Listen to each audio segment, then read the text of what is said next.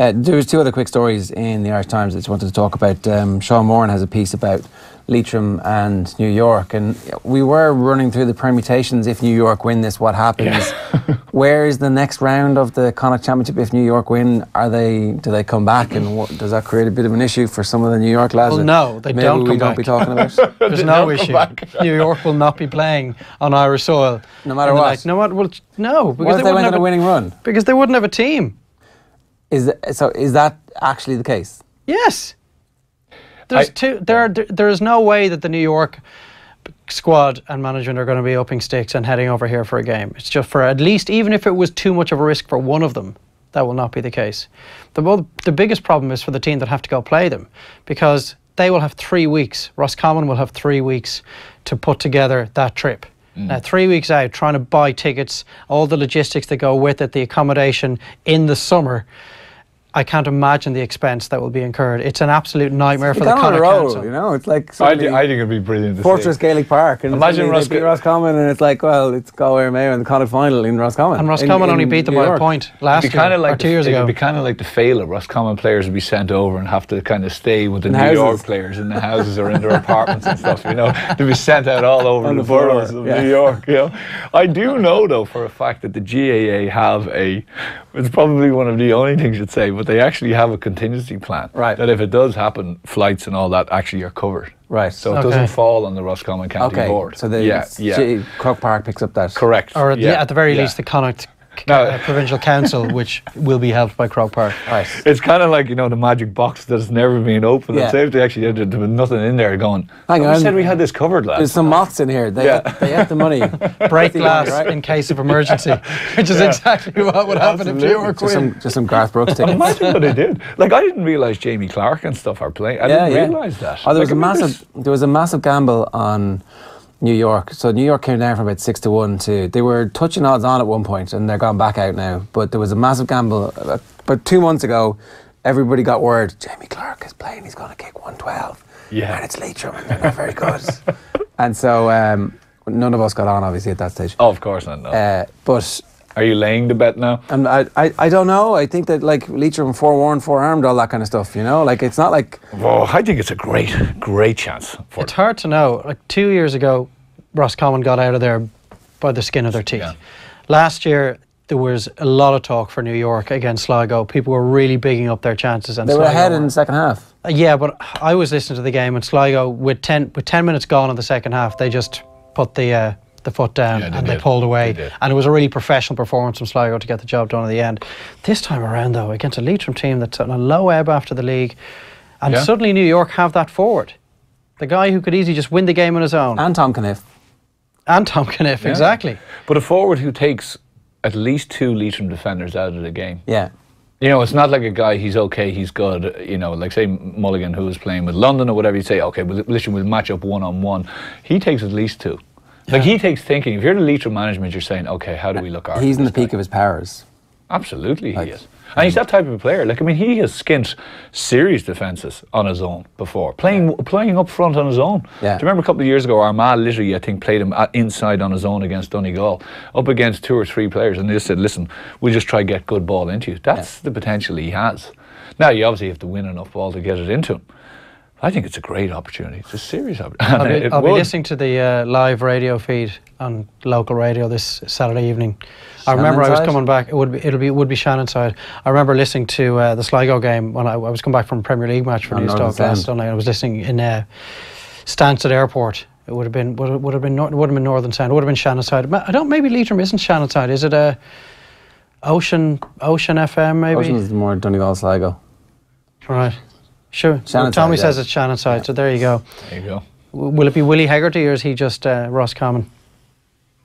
It'll be both. I mean, you're not going to turn that in that trip. It's like, I'm going to do the Roscommon game. They're playing Sligo. They're playing New York this year. I also do the Leitrim games. Yeah.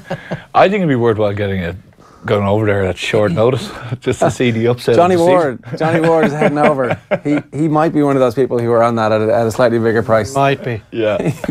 He was in with us this week, and he was saying the customs interview is going to be interesting. What are you going over for, sir? Well, I have a massive bet on New York to beat Leitrim in the championship. I just want to make sure that it's going to be all right. Like, oh, it's not legal. It's fine. Yeah. Fionn Fitzgerald has been at the various launches that are ongoing around the country at the moment. The Munster, I think Munster hurling and football launches were together. The Leinster ones were separated, I think. We'll bring you some of the stuff from all of the launches over the course of the next while and on Championship Sunday as well. But I think we're going to Fionn Fitzgerald from Kerry to talk to us about, here's John Duggan talking to Fionn Fitzgerald at the Munster GAA launch. What? I think so, yeah. I think it's something to look forward to. Look, at the end of the day, I think most inter-county players will be looking for games, and the new format lends itself to that anyway. And obviously you're playing games maybe all over the country, so it's almost like a little mini league in a way for that time, insofar as you're playing home, away, maybe a game in Croker as well. So that would be exciting, but I suppose from our end really we're looking at the Munster Championship semi-final in a couple of weeks' time is our main focus for now. Do you think the gap is closing between the likes of Clare and Tip and yourselves in Cork? Yeah, definitely. Yeah. Munster Championship has been on the up for the last couple of years. We've had a few very tight battles and just been lucky to come out. So I mean, reality is Munster Championship is probably in the healthiest position it's been in quite some time. So it's good. I think you have to be on your game. We know that we have had very tough battles, as I said, over the last couple of years, and I think it adds more to the Munster Championship as well. The feeling of satisfaction if you do come out and win it then. How did the April month in the club priority work for you? Was there much of a difference? I think it worked quite well in Kerry. I'm not sure it was the same in every other county, but basically I got four club games in, so and the senior club championship was run off the intermediate and junior and so on as well. So there were high quality games and packed into a short enough period of time. It's an intense enough all schedule for inter-county players, but I think it worked out well in Kerry anyway. I enjoyed it myself. How do you feel sharper now because of that going into definitely. Look, like I said, games is what you're looking for, not training. And exactly, it lends itself to better competition, and like I said, the consistency of games is the big thing really. Would you miss the gooch around the place? I would miss him alright, but I suppose I'm lucky I get to play with him at Crokes. So I had him for the last 4 weekends, and he's as hungry and mad for road as ever. In terms of the All-Ireland race, Fionn, is it hard not to think about Dublin, given their dominance of the last years? Look, I suppose Dublin are the standard bearers. They've basically they've won the last 3 All-Irelands, and their record speaks for itself. Look, the reality is we can't really get too sidetracked on that at this stage of the year. But if you're going to win in All-Ireland, more than likely you're going to have to beat Dublin along the way. So they're looking strong as they ever were, and that's something to maybe look forward to later in the year. But for the moment, we're looking at Munster Championship really, and see how we get on from there. Have you found it hard in the last years? Could be very close. You pushed Dublin a couple of times, Mayo last year. Is it harder to come back every year, or is it something you can get out of your system quite quickly? I don't think so. I wouldn't say it's something you can get out of your system quite quickly. Those defeats stick in the mind, alright. But I don't think it's harder to come back. I suppose you have to try and bring something different every year. What we brought over the last number of years has brought us up short, and we basically need to bring something different this year, or we're looking at the same results. So we're going to do everything we can and leave no stone unturned to try and do that. Are the Ravens in the background calling time on Dublin or calling time on Kerry? Is it a harbinger of doom for who? Are they three-eyed Ravens? Three-eyed Ravens, yeah. I knew there was a Game of Thrones. There was a lot of footballers speak there from Fionn, and where he talked about, the Munster Championship has been really on the up in the last couple of years, which it clearly hasn't. Well, Tipperary are a real team now. Okay. They haven't made their Cork dent aren't. in the Munster Championship as yet. Yeah. And Kerry Well, have maybe coasted. They haven't got close to Kerry. That is a real dent in the Munster Championships. Tip getting to a Munster final in Killarney and running them close. Kerry coasted through the last couple of Munster Championships. I don't see it. Going back to actually the day when Fionn had to kick the equaliser in the sunshine in Fitzgerald Stadium to snatch a draw, the day when James O'Donoghue was brought down for the penalty that wasn't in the eyes of everybody from Cork and probably a lot of people besides. But I think we do need a decent Munster Championship this year. I don't know will we get it. I don't know, will Tip be the team to rattle a few cages, or Cork? Have they got any improvement in them at all to try and get close to Kerry? Cork will have players back, obviously. They get the Nemo contingent back. They have a couple of fellas coming back from injury, but Cork you just don't know. You never know, because it's so like, I mean, it's just a mess down there from a club perspective. It's just a mess. You've clubs fighting with clubs. You've got administration fighting with plenty of clubs. You know, it'll be the worst thing, because you just never know what kind of team are going to come out, and they're so brittle. It feels like Cork might be on the verge of something. There's a piece at the weekend in the Sunday Times about how they've finally got their fundraising arm up and running, and it looks like the long-standing behemoth that was the current administration is coming to an end. Like, we've said that now for the last decade. It's been a while. But it looks like, you know, at some point Frank is going to have to step aside, and the new modernisation will actually automatically happen, and that might suddenly turn Cork into proper rivals for Dublin in terms of organisation and finances, you would hope. Well, you would hope, but it depends if the modernisation is in the shall we say, following in the footsteps and the mirror image of what is left before, or is going to be completely revolutionary. Because that's what it needs. Like, I mean, Cork, the Rebels, they need to actually just start really shaking things up a bit down there. Well, Dublin has to be their blueprint. I mean, what, in relative terms, what the Dublin County Board did 15 years ago, 10 years ago, both in hurling and football, which is what Cork needs. The red wave, I can see the plan. Well, there you go. I think Cork are the type of team that the Super 8s could suit perfectly. They are in that second tier of teams that realistically will look at the season and go, do you know what, we could break into that top 8, get 3 massive quarterfinals. I think I'd put Tip in ahead of them. I think if Cork went into the Super 8, they could have a pretty damaging campaign, because I think they just don't have... I don't think necessarily they have the panel as yet to go through something like a campaign like that. And I think if they manage to kind of get through and muddle through, but I can't see... I think Tip are actually further down the line. Tip have got some serious players. Tip are a very good outfit. And I think they've been, he's been blooding a lot of good younger guys. He's managed to kind of remove some of the older fellas that were kind of holding things together for the last couple of years. And now he is a very exciting... they can score. They can rack up big scores. You mentioned there about Cork potentially having the Nemo players coming back. It's interesting that so few of the Cork Finn players are actually ending up going back with Galway. So few of the cooler hurlers are going back with the Dubs, compared to the amount who you think would definitely at least warrant a place on the bench, if not starting. And we're starting to see that period of the year where players announce that they're not actually going to play inter-county football, just as we tip into May, when you think, I did the 9 months of gruel so that I can play some games in summer sunshine. Me, the same as a bunch of players who've decided we're not interested in playing. Yeah, it seems to be, well, is it a recent phenomenon? I don't know, but it definitely seems to be more prevalent these days that, guys are taking time out or just saying, no, it's not for me, for whatever reason. And I think, Well, it's been brought forward a bit this time around because of the tweak in the rules, whereby in the past you could play in the championship and then go to America, bail to the States and just abandon your county when it came to the qualifiers. Now, if you play championship, you can't transfer. You're done. So you look at Brendan Murphy, for example. Carlo must be devastated that they've lost him. But at the same time, in previous seasons, he would have done what he did last year and stuck with them right through that brilliant run, knowing that if they go out at the Leinster Championship at some stage, he can then head off to the States. Can't do that now, which is why guys like Brendan, like Liam Silk in Galway, they're deciding now in April, early May, we're out of here. And it's very tough because, you look at what Carlo did during the league, and the momentum, obviously, that was there.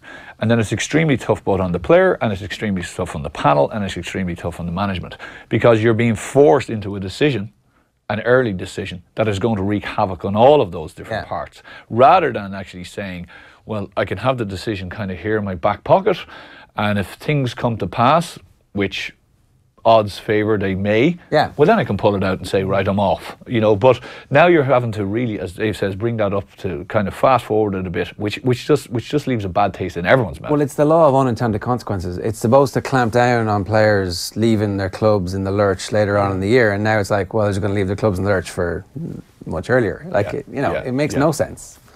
Well, it makes sense if it exists totally in a vacuum, but it doesn't make sense in the real world, where the offers from the States are so significant that players can't afford to turn them down.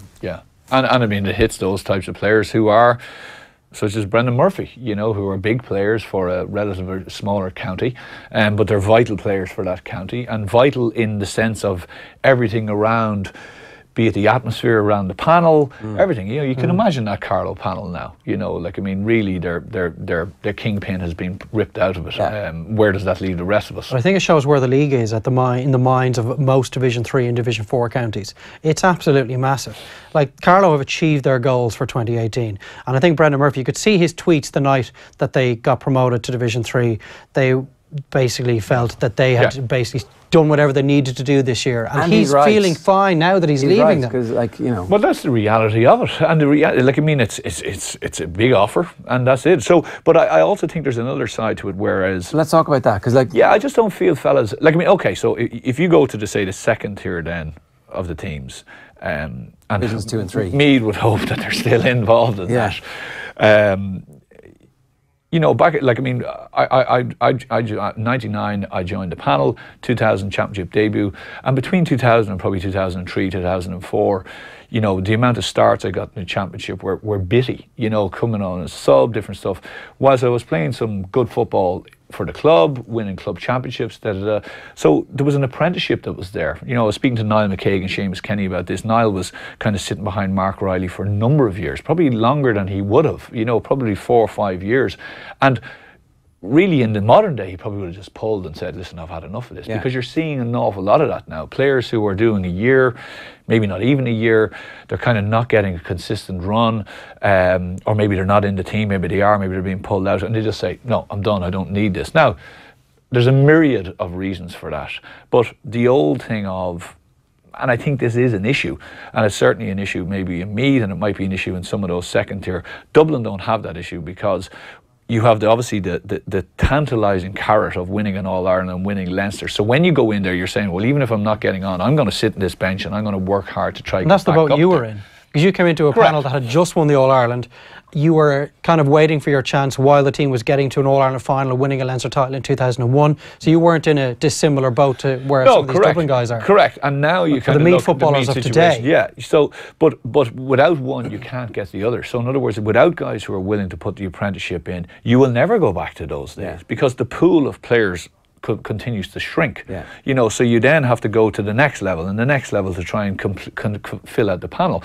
And there is a thing of, like, there's a guy called Brian Conlon who plays with Simonstown, won 2 Meath championships in a row. He was the Meath under-21 captain last year, and he came off the panel. Now, I don't know for whatever reasons, we're not passing aspirations on him, but he's a very good player, very good athlete, and a guy that if he was willing to work and stay in there and stay involved and get that experience of training at an inter-county level, I could see really develop. And listen, he may have other reasons for doing it, but it's a thing of, I learned so much more from being around and being pushed, and even mentally you learn that when the resolve has to be there. So even then in a game, when you have to go into that type of resolve, it's there. Yeah. You know, it's not a situation where you're just saying, oh, I'm throwing up the white flag. And the second effect, just the last effect is, when those guys then go back to their club, they become a pariah in the club because they no longer ever want to go back to the county.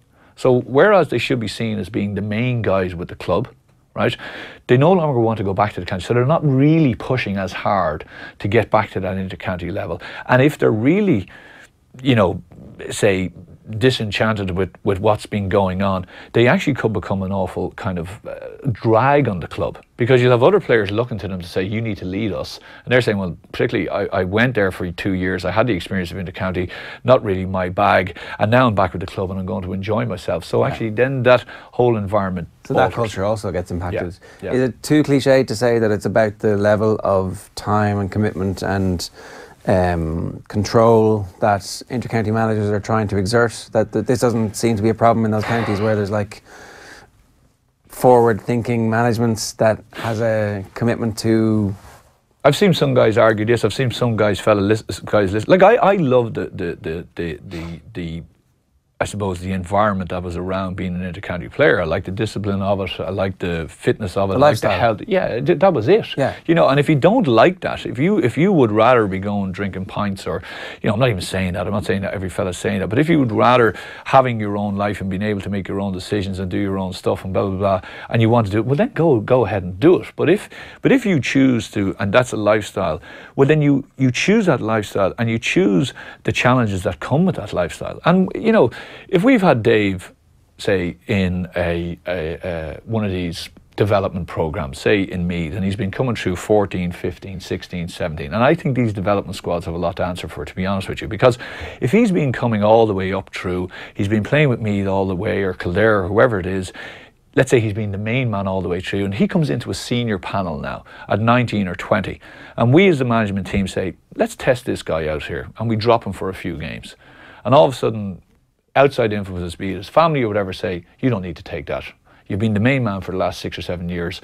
Pull yourself off that. Wait till the next manager comes in. Because it's becoming like the Premiership. The next manager will probably be in 2 or 3 years. You can nearly ride it out. But also, from his own perspective, he's been in the merry-go-round of an inter-county setup for the last 7, 8, 9 years. You know, like I spoke to Nigel Crawford. Nigel was 18 when he won in All-Ireland. By the time Nigel was 28, he had 10 years of being in that kind of cocoon. If you think if you've been the main man in these development squads since under 14, under 15, you're nearly, you know, you're 10 years by the time you're 24. Where's 25. the fun of it? Yeah, correct. Like, you want to, when you're a teenager, you want to play club football with your pals, your buddies. Yeah. Guy you've been in school with, guys you kicked around on the green with. You don't want to be yanked out of that into some development squad with faceless managers, guys you're up against that you've never met before. You're a kid, like, and the pressure play of for it. the crack. Yeah, we've had a few comments about this, and we'll come back to them in a couple of minutes' time as well. Just a reminder, OTB AM is brought to you this morning with Air, the home of Air Sport. Get amazing live sporting content free with Air Broadband. Now, I'm going to be speaking with Richard Chambers, who is a Roma fan, live in studio in just a moment. First, though, here's Sinead Ahern from Dublin. Yeah, well, I suppose it's a first, it's a first national title that we'd be taking home. So that's obviously something that would be great for Dublin and for this group of players, I suppose. Anytime you get the opportunity to do that, you want to perform well, and you want to put on a good display, I suppose, for the supporters that come out, and fans, friends, and family. So I think we're just trying to focus on our performance this week, and as I said, if we get our hands on a cup as part of that, that'd be absolutely terrific. With some of the high profile games you've had, and obviously with the All-Ireland final last year, massive crowd coming out, Parnell Park's not too far for the Dublin supporters to travel, particularly this weekend. I'm sure you'll be hoping a lot of them will make their way into Donacarney for this weekend. Definitely. I mean, from the clubs, from not just girls teams, but for players or for fans, I suppose, that might have seen and gone into last year's game, that hopefully got a taste of what it can be like, and will be interested in coming back. And I think the standard is just improving year on year. So I'm selecting 2 great games of football, and obviously Mayo supporters usually travel very well, so hopefully we'll get a really good crowd in Parnell Park. You've been playing, I don't mean this in any kind of insulting way, with the Dublin team for quite a while now. In terms of the profile that ladies football has built up in recent times, given the Lidl deal, given the TV and double headers with TG Cara matches in the regular section this year, Ayr showing a few games as well, I think the game has exploded in the last few years, hasn't it? I think so, yeah. I think the steps and the developments that ladies football can make year on year is huge. It's maybe in the men's game it's gone so incremental in terms of the changes that happen year on year, whereas in ladies football, I think the game has come on an awful lot, but equally has huge strides that it can still take. What's the fix, right? What's the fix to convince people to stay involved during the summer? Is it to make the league be during the summer, and so that's the thing that everybody looks forward to, and that's meaningful because you can see clear signs of progression? I don't know if there is a fix, because the lure of New York and Boston is just so strong. We know that there's a financial side to it as well. There's the getting away for the entire summer when you're not in college, having done exams. Brendan Murphy fine. is the outlier. These guys are in university. But hang on, like, no one begrudges anybody a summer off. But when it becomes every summer off, and you're always missing the championship because you're a really good player from a county who has no hope, like, you wouldn't go every year. If you were Brendan Murphy and you had a chance of getting Carlow into the second division, for example, suddenly you're playing second division football. It's like you're part of that revolutionary team. And if there was if you win Division 4, Division 3, and you're in an All-Ireland quarter-final at the end of a summer, there's ways of fixing it so that the championship structures make sense to give you a chance to propel you forward into genuine big games. If it's that big of a draw, which it potentially is, And you'd have to look at the numbers of the amount of players that go out and all this different stuff and the effect it has. But if it is that big of a draw, and if you're being serious about it, without just denying it and saying, oh well, it's over there and it only affects a few kind of smaller tier groups, right? You need it the most. Yeah, exactly. And that's the thing. So let's have a look at it. Well then, if you're going to fit it in, we'll fit it in with the plan, fit it in with the calendar again, give it a time frame. Like how long does it really, should it really last over there? Like, I mean, it could be done within 3-4 weeks. I'd say probably even less. I think I was brought out a couple of years back for a weekend. Can't remember. Yeah, not sure exactly when. But it was a weekend thing. Came in on the Friday or the Thursday, bam, a couple of games and then back home on the Monday. Now, that wasn't probably all by the book, but if it is, you could tighten it up, you could get things going, and you could say, right, we're just going to do it relatively quickly over the thing. And I know that, okay, it wouldn't have the same financial reward or whatever it is, the offers that are out there. But if it is going to happen, and it is happening, well then put it into a calendar, maybe start it later on. Then you're ripping up the New York footballing championship structure for what reason? Like, it's a summer game over there for all of these Irish people who've either grown up over there or have emigrated to New York. Yeah. They want to be able to go to Gaelic Park every Sunday and watch their championship unfold. Scaling it back to a maybe you could have a separate competition where maybe you have no ringers allowed for their main championship, and then they have some kind of blitz weekend or festival of football in September for where players can come out and, like, there's a way of fixing it so that there is something that you can make attractive. Well, they're saying, I've heard a lot of kind of musings about, oh no, we're going to just keep it, homegrown, and we're going to, we don't necessarily want this influx anymore. Yeah. They're all saying that, of course, but then it happens. But it's massively expensive. Massively. 220 grand was the figure that we heard quoted for one of the teams that was playing in the senior championship. A club team, that was the cost of running it for the summer. Mm. Now, the vast majority of it is clearly going on imports. Yeah. So, I don't know. That's a completely separate issue. This is money that's coming out of the pockets of private individuals. Yeah. Well, it's not like the money the GPA is going after, and it's the money the county boards are going after, but they're not allowed to go after it. But it's fine for the players to take them, because it's money going to the players directly. It is, yeah, but separate issue. But the clubs aren't, well, to my knowledge, are not fundraising to pay these monies to these players. This is just a guy who is involved at one of the clubs over there, has the money.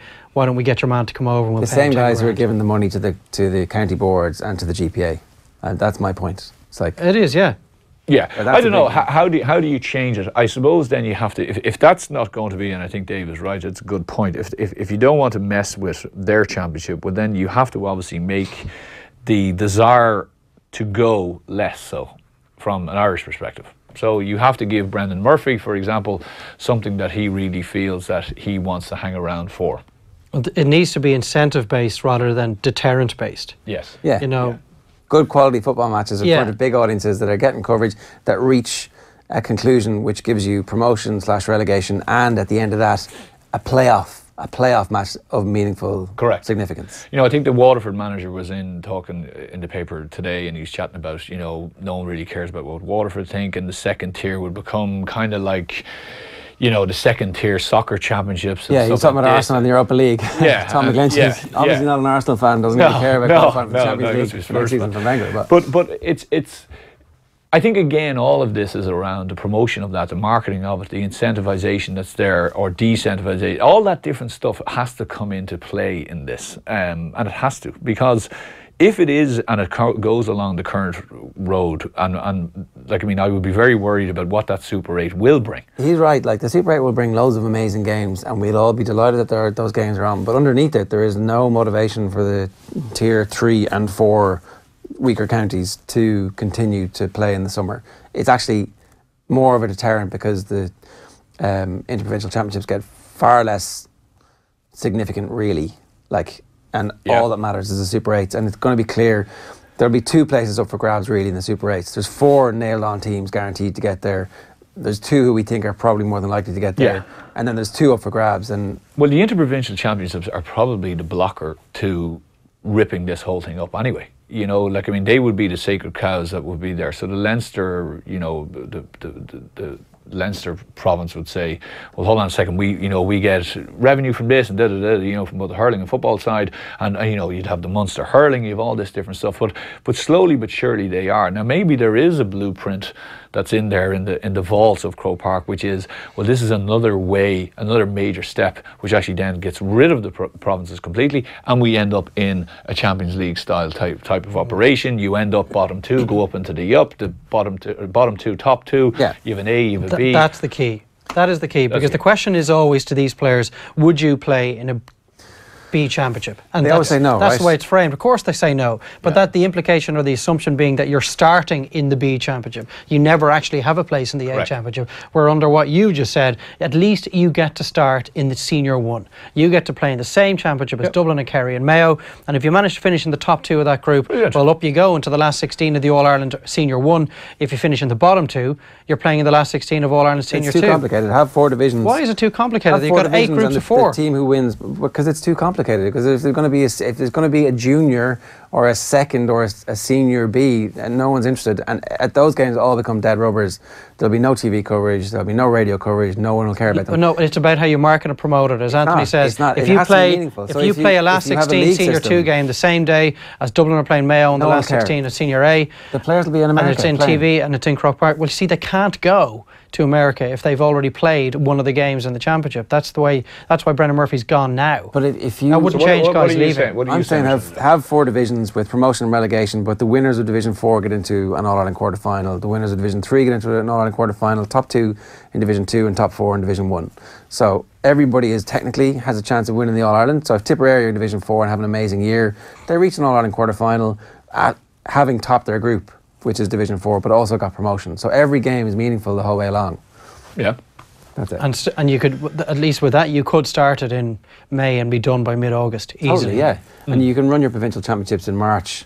Everything starts on Paddy's Day and finishes on May Day. And you've got a full month for the clubs. Still give April May. to the clubs. Well, I give May to the clubs. That works out brilliantly. You could give May to the clubs properly and start this in the June Bank Holiday weekend, have it over and... Well, if you condensed it all and you did it actually, and you said, okay, we're going to start this time, we're going to do it for X amount, you wouldn't have to give any time to the club. You could actually say, like, as a club manager, I'd say to myself, right, fellas, we're not going to be back in January or February, we're going to come back in March. And the way you go and have the crack. Like, I mean, January and February this year was a nightmare as a club manager. I think we had 2 pitch sessions in 8 weeks. Because of the weather.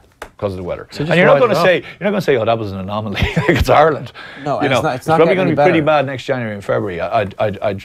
Climate change is not going to be good for Ireland. No. One last point. Tom Ryan, the new Director General of the GPA, or not the GPA, Freudian slip of the GAA, was saying that Tommy had his finger on that. You think you said the wrong thing there. It's okay. I spotted it myself. That he doesn't really disagree in broad brushstrokes with anything the CPA are saying at the moment. Is that positive to hear, or do you expect there to be anything off the back of that? Well, we were actually due to meet last night, and unfortunately we couldn't be due to a funeral that the President had to go to. But is it positive to hear? Yes, it is. But what exactly that means and where exactly that goes, and I suppose the question, we would like to ask, kind of Tom is, well, what exactly does that comment mean from your perspective, and where does that put us? Yeah. If what we're looking for is a regular fixture calendar, which brings the whole lot into play, blank sheet, if you need to start with that, start with it, and let's start fitting in all the different parts, well then great. But if it isn't, and it's just more of kind of, well, we'll see how it goes, and we'll see what happens here, and we'll see what happens there, and and it's more the old incremental change and everything else. We'll come back, we'll talk about it for another couple of years, and maybe that's like the thing is, it's coming to a critical point, I feel, and because of obviously the media coverage of it, and obviously the accessibility of the amount of times you hear different stories from around the country. Before you would never have had that, and that's only going to increase. Yeah. So something happens in wherever, you hear about it pretty much instantly, and it's promoted. Yeah, of course. So that amplification is only going to increase. So that noise is only going to increase, and I think they're aware of that. Them being the GAA, I think John Horan is aware of it, but they have this big thing where they're talking about fixture analysts going to go into every county, and we would feel that a fixture analyst, you throw a fixture analyst from Croke Park into Kildare, he's going to be sitting there seeing how the championship went. but he's going to be sitting there not necessarily questioning the county board. He's going to be told, well, we had to do that because of this. But that again is just trying to fix the problem within a structure that is all broken.